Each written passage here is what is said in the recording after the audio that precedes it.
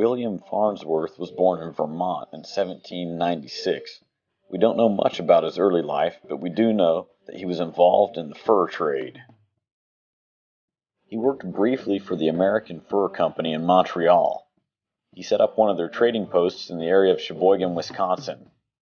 Farnsworth was good at his work, so it wasn't long before he left the American Fur Company to become an independent trader.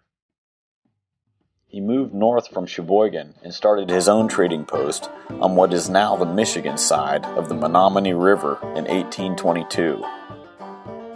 This may not sound like a big deal, but at the time, independent traders didn't have authority from the government to engage in the Indian trade, so their goods could be confiscated at any time, and their lives were in constant danger. This is exactly what happened to Farnsworth after he set up his own establishment.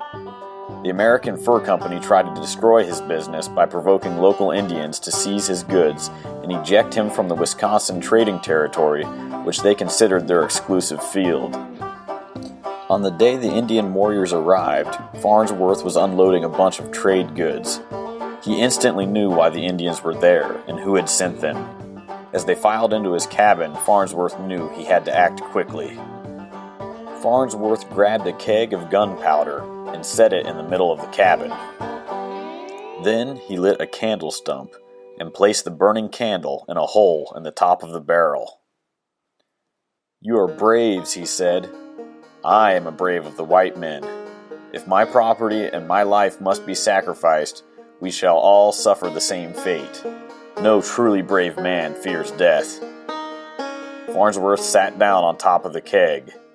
The Indians showed no emotion. They stood around the small room. No further word was said, as every eye watched the candle. Lower and lower moved the flame toward the powder. Finally, one Indian rose, ducked through the door, and ran. Another followed. Gradually, the room emptied until only Farnsworth and one brave were left with the keg, the candle, and their courage. The flame was nearly touching the powder when the last Menominee Indian rose and stalked out. Farnsworth extinguished the candle. As the white man that did not fear death, Farnsworth became a legend there in the northern woods of Wisconsin, and no one ever messed with his trading post ever again. Thanks for watching. I hope you enjoyed this story. For more like it, check out theweeklyholler.com and sign up for our email newsletter. You can also find The Weekly Holler on Facebook and YouTube.